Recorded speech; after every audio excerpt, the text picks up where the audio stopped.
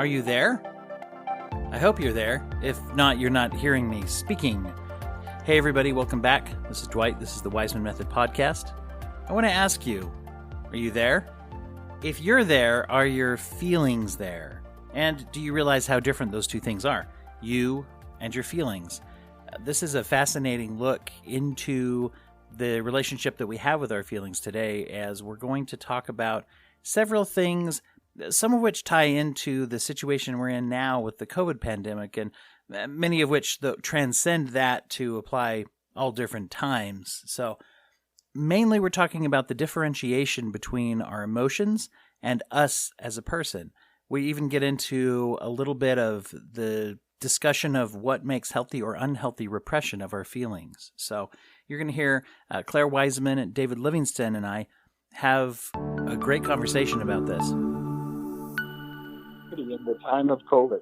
Yeah, say that again. Connectivity and sobriety in the time of COVID. That sounds like a book title, so we better trademark that real quick. I was thinking, why not? Yeah. I truly hope this doesn't last long enough that we can write a book about it. Exactly. Or maybe we have to cash in quick. Let's start with that. Everybody is struggling with kind of finding different ways to try to be connected when we can't be connected. Right now, there's certain safety requirements, obviously, and we've gotten into some things on the show a little bit, talking about how do we find ways to connect when we can't otherwise connect with people. But especially for those that are out there that are trying to start into a new way of being sober and getting healthy, easy to fall back into the only thing that's working for me at the time, or the only thing that I know at the time, is a coping skill, which is addictive behavior. So how do we find ways to transcend that? What do we do to break that pattern when everything is kind of up in the air like it is? I don't know if it's addictive behavior or just not knowing, not having learned yet how to deal with uncomfortable feelings, with negative feelings. I think it's different. And I think a lot of people do not seek help because they don't want to believe that they are falling to addictive behavior. They don't want to believe that they are failing, their treatment, the expectations. I think it's not always have to do with addiction. The lack of knowledge how to not be stuck in that, negative mode. The thing about feelings is that you don't have to go looking for them. They'll find you. And right after sobriety, they often find people pretty strongly, or during times where there's less activity and you're just kind of alone with yourself. There's less to distract you, or even be involved in. And so, you may feel things more intensely. And if you're too isolated, or if you're alone a lot, one of the techniques that can really help with that is more of a meditative process, really to be able to sort of do more mindfulness processes that allow you to be with yourself in a way in which you do not get too identified with the feelings. So it's the identification with them that can drive you towards, doing things that aren't good for you. So if you can be with yourself, and there's a lot of mindfulness, books and things on tape, and that you can get, apps you can get, and so forth, that really help with that. As a singular technique, when people are isolated, it's really helpful. It might be interesting to say a little bit more about that, the problematic identification with our feelings. That's very intriguing. What would you say are some of the negative things about identification? What does that mean? I think one of the mistakes that is often made is that, when people become sober, they already have intense feelings that are coming up, partly because whatever they were taking is no longer there, especially if it's an opioid. So that acts as a repression barrier. So that the opioids repress pain, but they repress all other feelings too. So you take that away and you have especially in the first week or two, you kind of have a flood of feelings as people physically feel better. What we see is, and what I see all the time is, okay, so physically you get better, and then all of a sudden you'll see an emotional process kick in, right? Because the system tends to, limit the amount of stimulation. So if physically people are better, then you'll see a next wave of more emotional processes happening. So as you get through that, then that tends to die down. But then you're left without the barrier of of an opiate, which is repressing it. So you then have to learn how to understand what you're feeling, navigate it. You have to learn how to identify with it. And you also have to learn how to forget about it. You have to learn how to not go into it. You have to be, people who are functioning at a high level repress their feelings a lot. The ability to repress what you're feeling is one of the significant parts of being healthy. So you could say that the way therapy works when it's working well is you go into the therapy session, and for that period of time, you deal with things more directly. You deal with your feelings. There's a way you can titrate them with the therapist. You get to understand them. You get to go through a process. And then you can walk out the door and you can shut them down. You can forget about them for a while and you get a break. As a process, there's a reverberation between opening things up and shutting them down. We have to be able to do both. So anyway, that's what I mean by it. You're talking about repression in terms of the moderating effects on the healthy side. Over repression on the other side would be not dealing with things until I implode or explode or something. And you're talking about the other one, which is not over venting and allowing it to carry me away, sort of a thing. That's it. So when someone walks in, and my job is to understand what it is that there's this time period where they get to open things up. And then my job is to help them titrate it, meaning they can internalize those feelings. They get some experience of being understood so that the feeling gets digested and starts to sort of get lowered, whatever tensions and needs there are around it, right? I'm lonely. Oh, okay. Well, tell me about it. So you get to go through that if that's the feeling. Or I'm angry. This person said that to me and what happened, right? So you go through it. And then you also get to sort of hopefully to some degree create some behaviors and some things they can do about it. So there's this process of opening things up, dealing with them, and then they can walk out of the office and feel like something's been done, right? A meal's been had. And they don't have to walk out hungry and feel like they've got to keep dealing with that. That's part of what a treatment really is. And then, if there's good support and they're talking to other people, that process is happening at some level.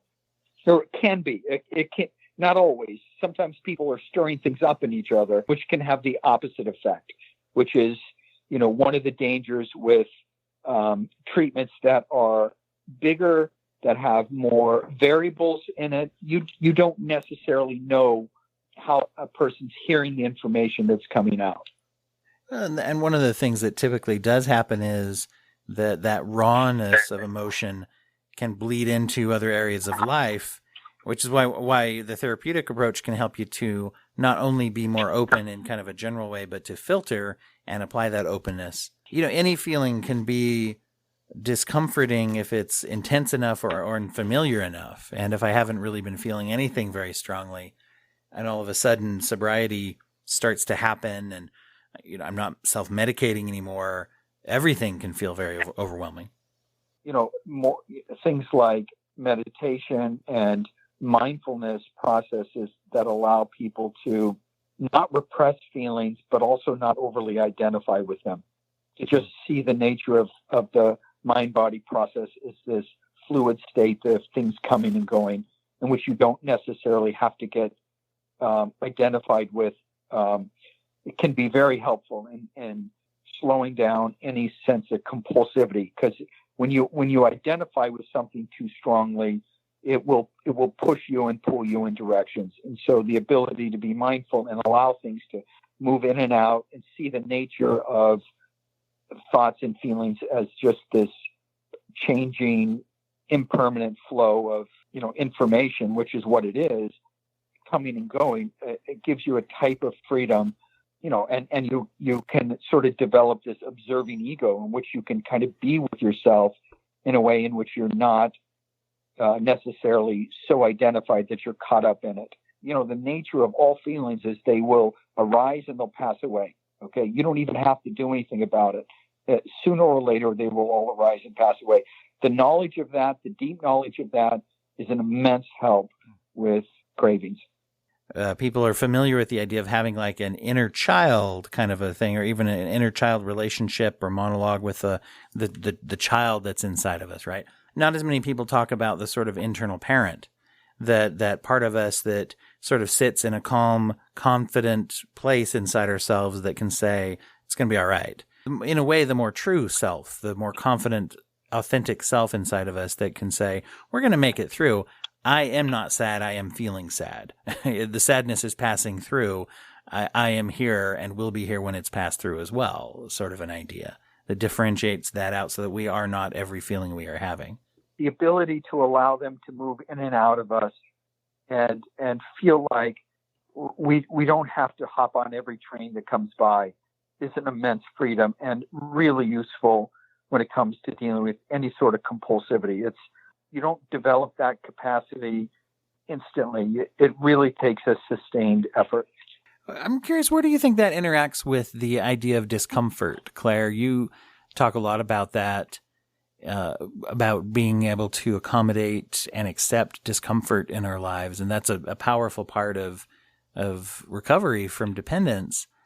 Where do you think that fits together with being able to view these things as experiences we go through?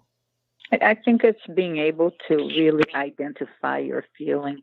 I think once you really can identify, then you can work with it. I think a lot of people, they have this misconception that something is like permanently wrong with them, deep-rooted, and they are flawed.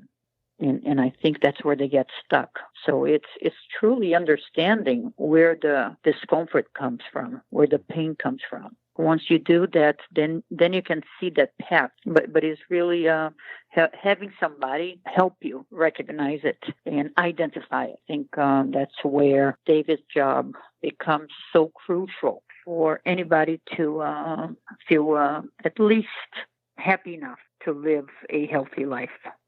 So I think that's what's missing for a lot of people.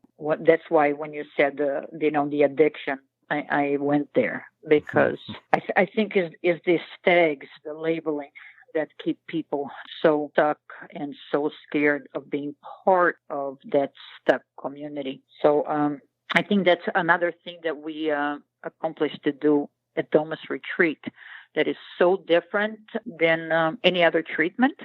Patients can go home and 2 months later, they start, falling back on that feeling of, being stuck, of not being able to handle life on life's terms and falling deeper and deeper. And they can call us and they can come for a week or 5 days and sit, with David, with the counselors, discuss it. We created a treatment center that is actually not for people that have relapsed or for people that want detox, but for anybody that is dealing with any of the branches of substance abuse, during, before, after, with zero judgment, with zero labeling, with no exact time, no exact plan. We are so different from each other. We're built different. Our histories are different. Our DNA is different. How we perceive life and pain is so different that there can't be exact forms of treatment or even diagnosis. And I think that we struggle sometimes to think about it because we get used to thinking about things with big, huge words, like addiction is a big, huge emotional word that we have in our head. And we're used to dealing with it in some big, huge way that's supposed to solve the addiction problem for everyone or whatever. And it's interesting how there are certain things in our life that we don't do that about. we don't do that about saying, I'm having a hard time. Oh, well, you're having a hard time? Here's these 23 steps. You got to do all of those exactly right now and all this. And we do them in that order. Nope, sorry, you're doing them wrong. It's not going to work. Usually if someone we love says, I'm having a hard time, we say, tell me more. And we Correct. kind of tailor our response to that need at hand, I think, sadly enough, in one way, these descriptions of what a group of people, had an agenda. If you create something that is chronic, that is, that there is no treatment, that there is no way out, that it becomes part of your personality, becomes part of who you are, and consequently never allows you to leave the treatment world. Mm-hmm. So, it puts you in that constant revolving door. So I think there are reasons why people use, terms, and why addiction, that really it's not that it doesn't have a heartbeat, doesn't have veins with blood running. It's really a condition that is very treatable. I think if of it wasn't made of this ugly, chronic, forever commitment, I think people would be willing to look for help. Once they get help, they probably would succeed a lot more in not relapsing. You think people stay away from that identity sometimes, and they stay away from treatment? Because of that. Correct, because they don't want to fall in that category of, Yeah.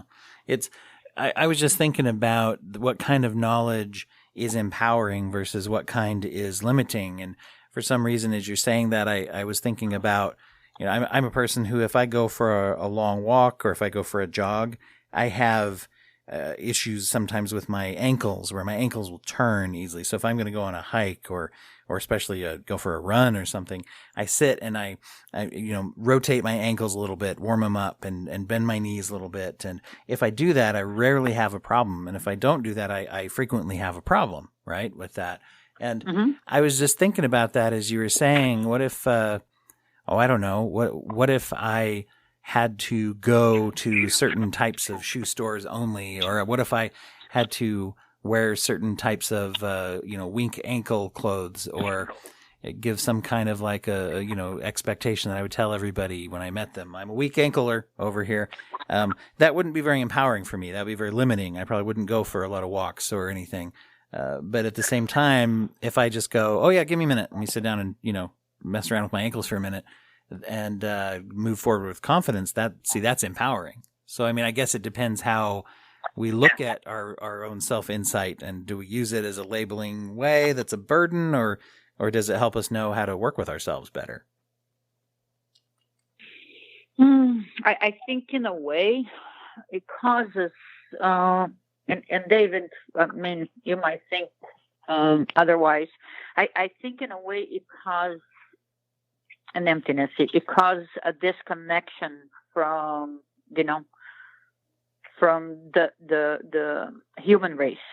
And I don't know. I think it's harmful. Not always, because nothing is always, but mostly. Yeah, am I just a person with who thinks about his ankles differently than other people, or am I a whole nother species of person that doesn't belong walking with everyone else? Or if I am walking with everyone else, shouldn't I be so grateful that they would take me in and wait for me to rotate my ankles? I'm going to really use this metaphor, way overuse this metaphor until everyone's tired of it, I guess. But there's a difference between discovering and listening. Like you said, well, so what's going on, or what do you need, or what's happening, right? So there's the listening process in the treatment is discovering what it is and who a person is. And it's an unbelievable gift to feel like somebody really hears us and understands us and knows in a way that feels right.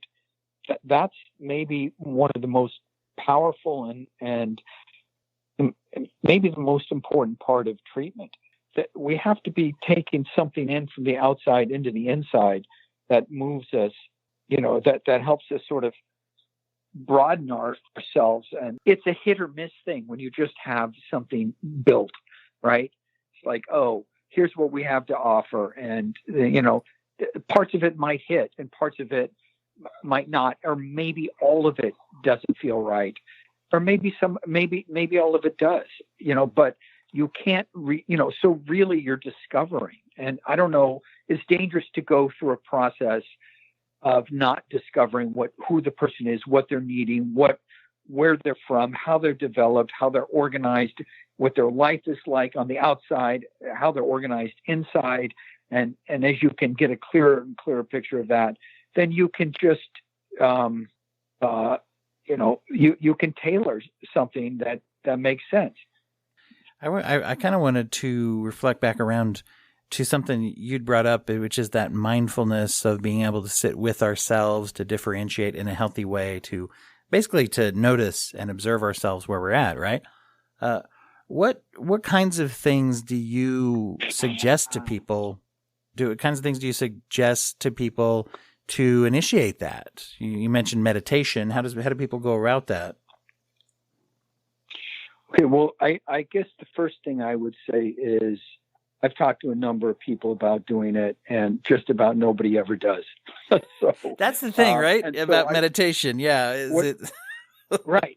So because it's hard work, and to develop the ability to kind of have a strong enough level of concentration and a big enough observing ego that things are moving through us takes a lot of work to get there. And it's often more than people are wanting or willing to take on. And although there have been a few people who,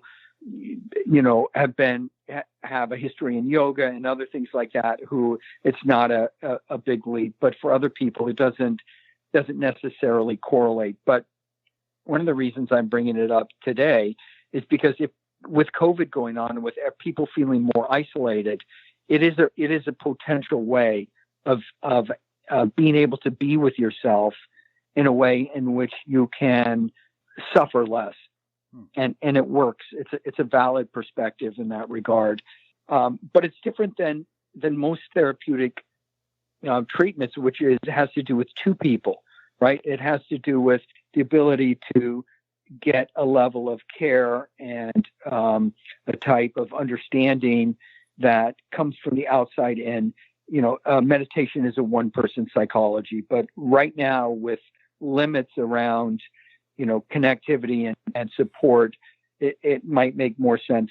And certain people might be interested in trying it. Do you find the most effective technique is just kind of that one-on-one dwelling on the thoughts or trying to empty the mind kind of approach? My training in meditation comes from certainly a mindfulness approach, which really has to do with, I think primarily you could say this about yoga and meditations in general. So the fundamentals are you develop a high level of concentration. So what happens is whatever your object is, whether it's your breath or, that's a common one where you notice the breath coming in and out. So every time you get pulled away by thoughts, feelings, sounds, whatever it is, you come back. And through that process, over time, you develop concentration. You can then begin to notice everything that's coming and going inside you is separate than your awareness of it. Okay, that's one of the major insights that begins to give people some freedom, if you will. They don't have to hop on the train of that thought and that feeling, which is a big part of what happens with compulsivity and addiction. If they're just hopping on train to train, things can come and go. It reinforces the sense of the separateness of the awareness of the object, of the thoughts, the feelings, the sounds, whatever it is. The difference between the awareness of it and the object itself. In that differentiation, in that distance, there's a lot of freedom, and this can be developed, on your own. You don't have to meeting with other people right now. One of the biggest things that I ever heard that was useful with meditation came from someone. It was basically just a meditation and yoga instructor type person who was at a conference where I was, and she'd work with tons of different people with this. And she said that all of the things that you usually find to be very, very helpful with meditation, like if you're thinking a certain way, if you're focused on a certain thing, or if you breathe a certain way, she said the best thing that she found was to be willing to tell people as soon as, like, if it doesn't work for them, to say, oh, well, let's mix that up. Like, in other words, if breathing deep is going to be aggravating for certain people. And so she would say, just breathe then. Don't breathe deep. Just try to pay more attention to how you normally breathe, and let's do something else to yes. draw your attention. Right. That's right. That the idea isn't to complicate it. The idea is just to have something that you can rely on to bring your attention back to, because that develops the concentration. And once your mind is concentrated at a high enough level, things slow down. And as things slow down, you can begin to perceive things differently, and the insight can take hold, where you can differentiate between awareness and all of the objects, the thoughts, the feelings, the sounds, the taste, the body sensations, everything that's coming and going. And as you can differentiate between the awareness and all of those objects, there is an ability to a type of freedom that's a valid thing, and it can be developed by anybody through enough effort. You don't quiet your mind. It's concentration that quiets the mind. One of the reasons people fail at this is they keep sitting and thinking their mind should be quiet, and the mind quiets after spending enough time coming back, getting lost, coming back, getting lost, coming back. Eventually the mind will start to quiet on its own through the development of concentration.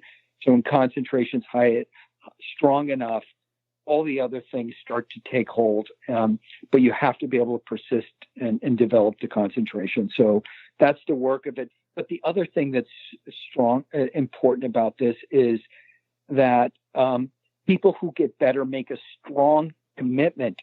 They make an intense commitment to something. And if you want to change your life, you can't be ambivalent. You have to be able to push through the ambivalence and make a commitment to something. If you want to develop anything in this world, that's how it goes. You have to be able to make a commitment. The Waismann Method podcast, as always, is produced by the Waismann Method Rapid Detoxification Center.